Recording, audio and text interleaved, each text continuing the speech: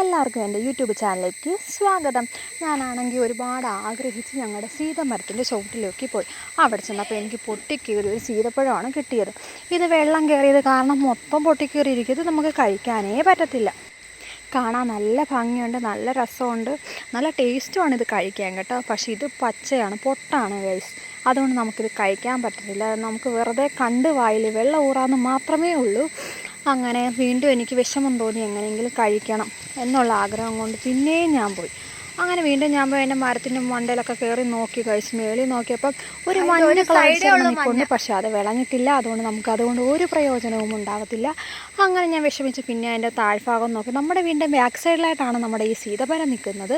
അങ്ങനെ അതിലൊക്കെ എല്ലാം ഞാൻ വീണ്ടും നോക്കി, ഒരുപാട് വട്ടം നോക്കി. പക്ഷേ അതെല്ലാം പൊട്ടായിരുന്നു, അതുകൊണ്ട് കഴിക്കാൻ പറ്റത്തില്ല.